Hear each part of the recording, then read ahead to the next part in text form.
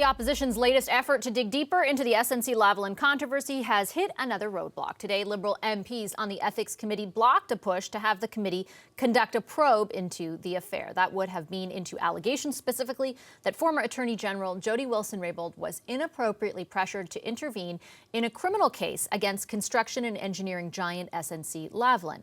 But although Liberal MPs on the committee shot that probe down, one Liberal MP emerged from the meeting in disagreement with the Prime Minister over Jody Wilson-Raybould's and Jane Philpott's ability to speak openly.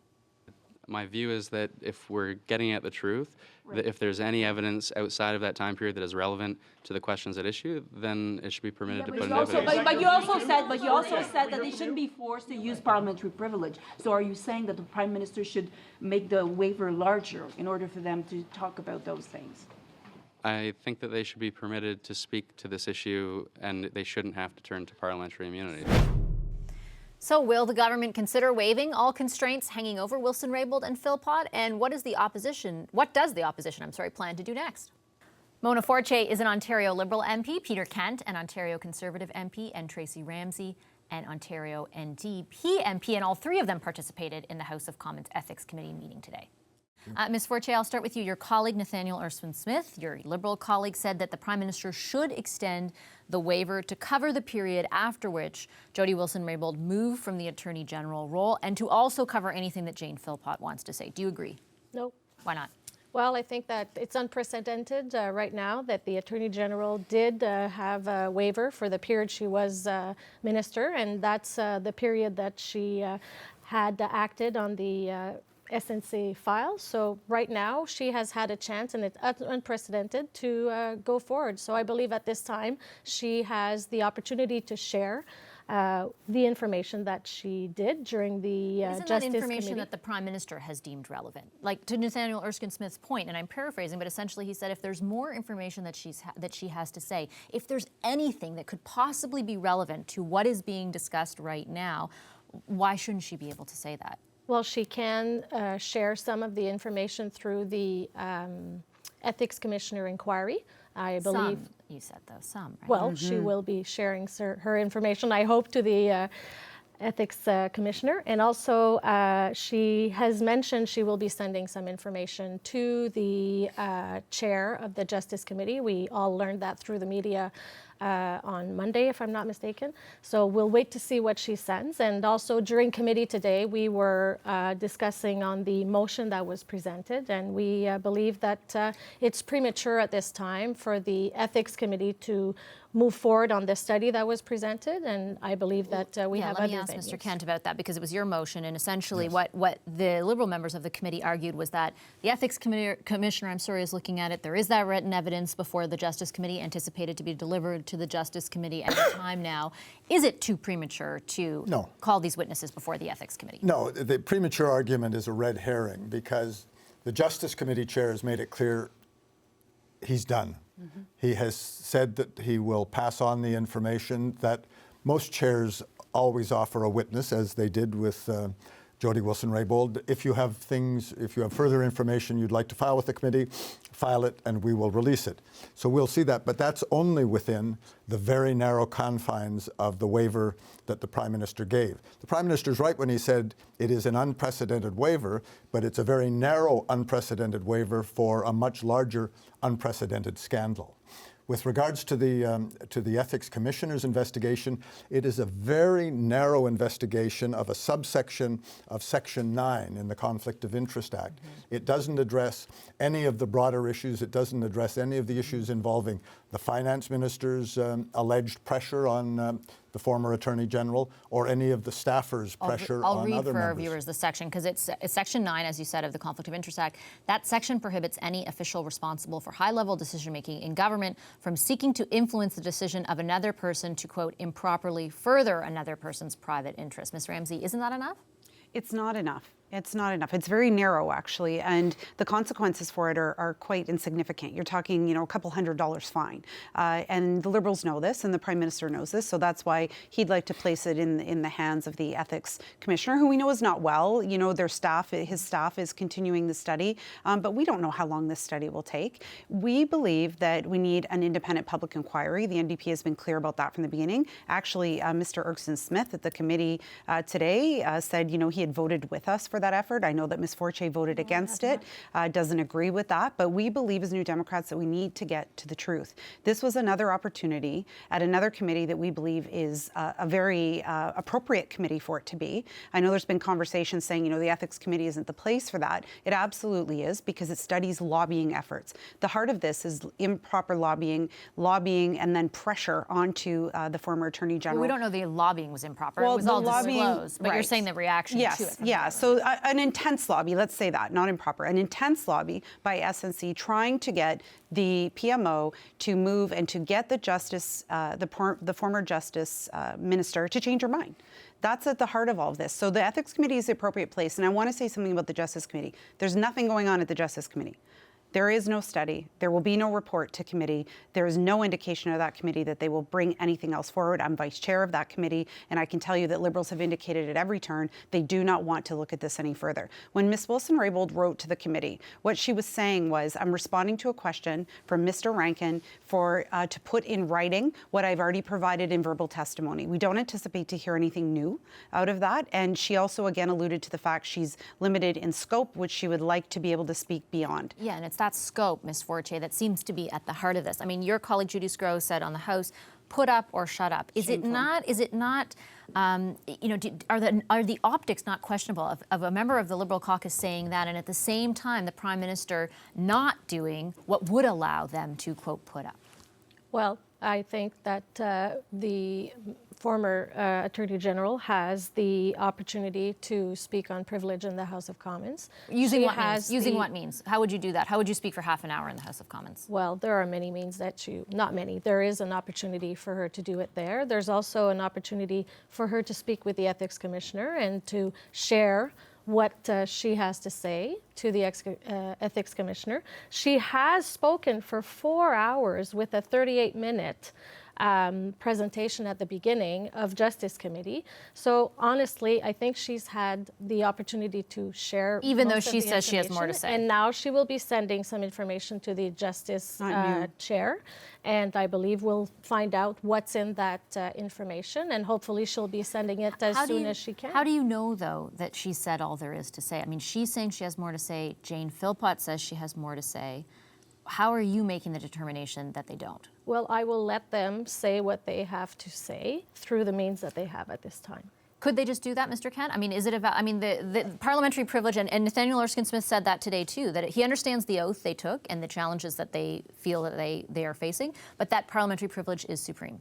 Well, it is supreme, but they are also being prudent, and Ms. Wilson-Raybould has the very sage counsel of a former Supreme Court justice.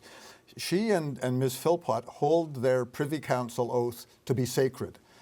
And I think that it is entirely reasonable that if the Prime Minister is allowing, or in fact the PMO is encouraging Liberal backbenchers and some ministers to very shamefully, as my colleague said, say put up or shut up, he should, with his signature, give them the extended waiver which will allow them to speak as openly as Ms. Wilson-Raybould did in her original testimony, and the chance that she didn't get to answer some of the testimony, the two appearances by the Clerk of the Privy Council and, of course, Mr. Butts. We don't know, though, Ms. Ramsey, that the Prime Minister is putting up Judy Sgro to say that. I mean, she could be saying that. I mean, there is a frustration among caucus, right, that you're hearing we have more to say, but we can't say it, although obviously we understand that their interpretation is that they can't. Minister Jolie said essentially the same thing. Yeah. But here's the thing.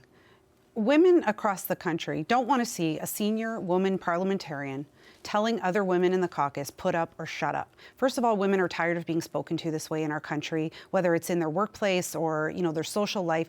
Enough. with that type. That is sexism. That's oppressing other women, and it can come from women. And I think that's what we saw. And I do think it's disgraceful. You know, this is the type of thing that discourages young women from coming into Parliament. We're only 26% women in this Parliament, and this is the type of attitude that if you're a strong, intelligent woman, you come to Parliament with the best of intentions, and you're going to do your job properly, you're going to be somehow punished. You're going to be publicly raked over the coals, and then you're going to have your colleagues say to you, though, that we are seeing, like, we have more to say, but we can't say it. Do you, like, well, I take your point, but yeah, do you get the sentiment? No, because they've been clear. They do not believe that they can rise in the House of Commons, that parliamentary privilege extends to them. They keep saying this is not a path for us, and the Liberals keep blocking the only other path they have, and that's the Prime Minister writing the waiver, doing it today. He could have it done in a stroke of a pen. Instead, he's asking these women to jump through hoops, to put themselves on the line, to test the limits of parliamentary privilege that have never been tested to this extreme, to take all the risk. So these two women,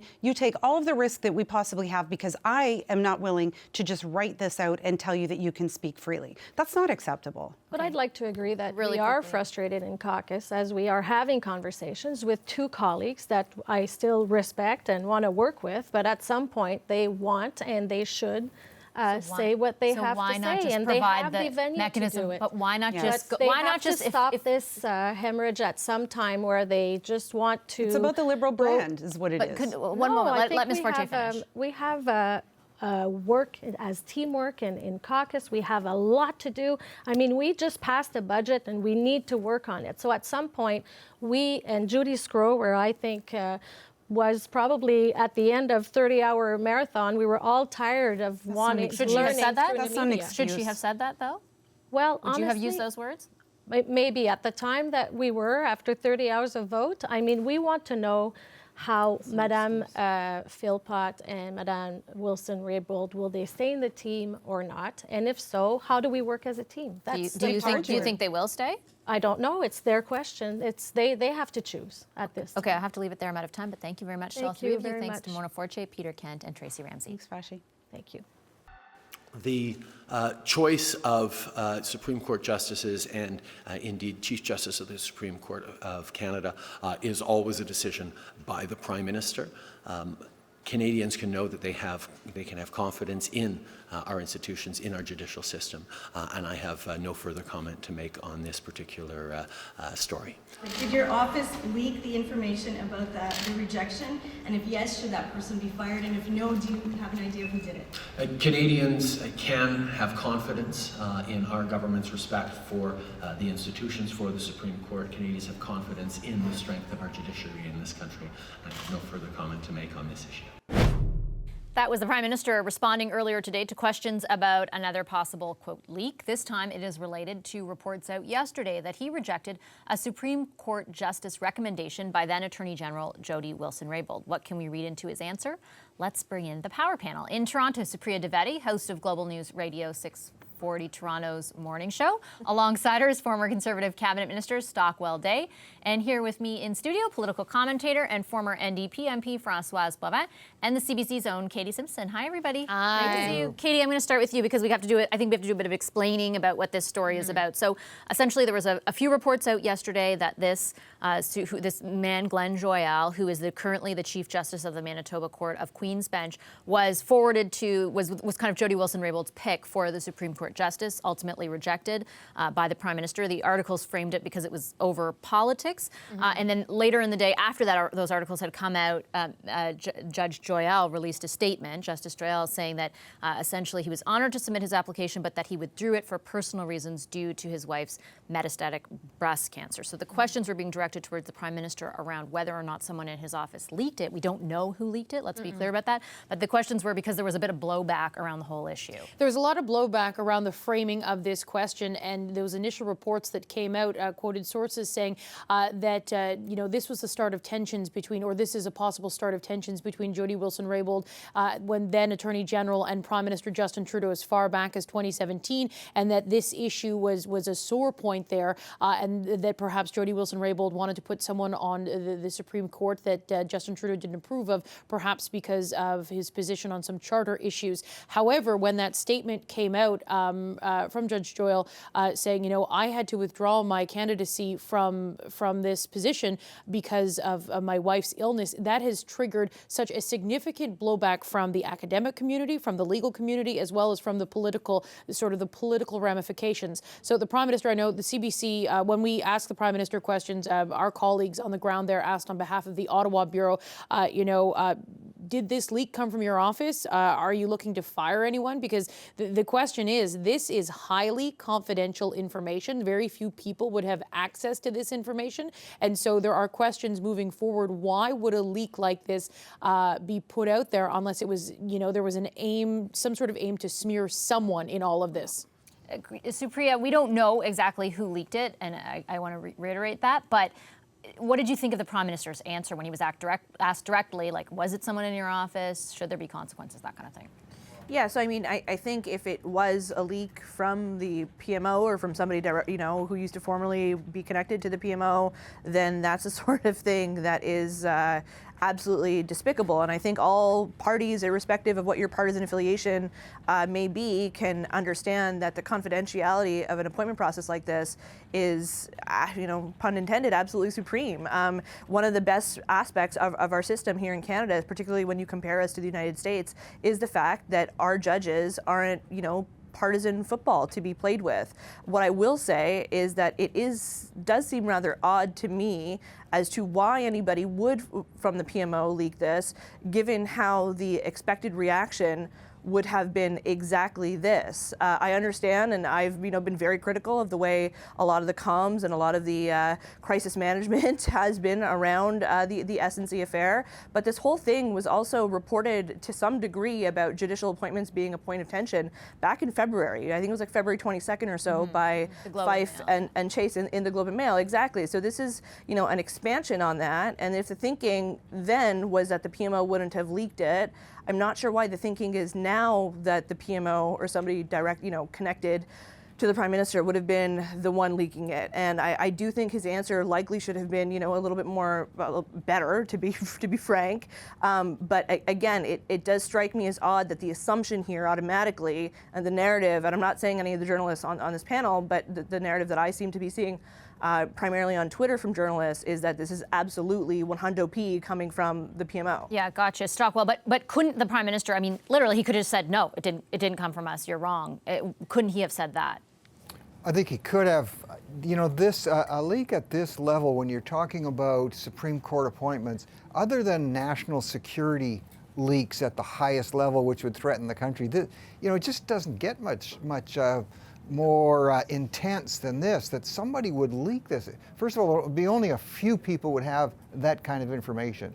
So this really should be looked into. The other thing, if anything, I would say this serves to underline and strengthen Jody Raybould Wilson's credentials as an independent thinker, because think of the process here. She was recommending a judge to the Supreme Court, a judge that was supported by or appointed to the bench in Manitoba by the Conservatives. And we all know that the Prime Minister, and I understand partisanship, but he has a knee-jerk reaction to anything that was done by the Conservatives.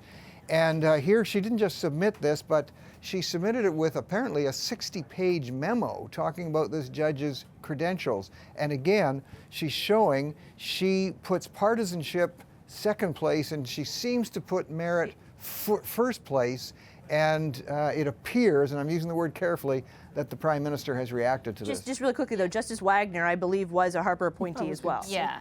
So So it's not, and I think, and the way it was framed in the articles that I read was that there were certain aspects to like things around the charter, for example, that I guess they had a fundamental disagreement about the Minister Raybould, then Minister Raybould, and the Prime Minister François. Well, I think it goes to the narrative that Katie had. I think it was a very cheap attempt, in my opinion, to undermine Jody Wilson-Raybould. If all the other attacks fail, let's hit her where it hurts a Liberal, which is the Charter of Right. So by insinuating that she was kind of social conservative on the Charter of Right, there's a lot of liberal or leaning Liberals that might say, oh, then let's go on the side of the Prime Minister on the whole situation. But when you read carefully what Justice Joyal had said, it doesn't even come close to. He's just restating the role between the court, the judges, and the legislative. But that being said, I sat on 2 of the committees that name justice or suggested names to the Prime Minister of the time. At the time was Stephen Harper. And you should have seen, I almost signed my life that I could never talk about what came on into the deliberation. We received things by keys with such security, high security. I'm really today in shock that it came from such knowledge source. I don't remember exactly the expression that was used in the initial article.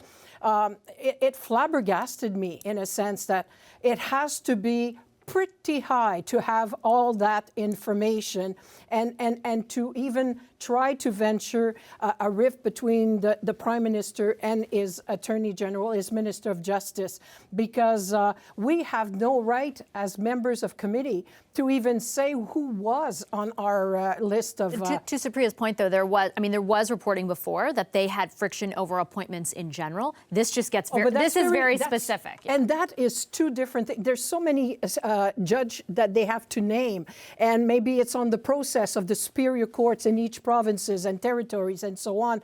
This is a different, really more sophisticated process and much more. And you have to understand, I'm sure Justice Joyal today is absolutely in shock that his name is used. And for his stature on the bench as the Chief Justice of the Queen Bench in Manitoba, I'd be flabbergasted if some of the people knew who we had as names and it started to go around. I'm not going to say, but it's just to prove that's what an oath is. That's what, when you sign something, it means. And even if I had a privilege and go up in the House of Commons and say, hey, I can't say it outside, but I'll tell you here, it's so ridiculous. It doesn't pass the test. Anyway, this is really serious, and I wish the Prime Minister was addressing it in a bit more serious way. Well, we'll see what he says. I'm sure he'll get the question again.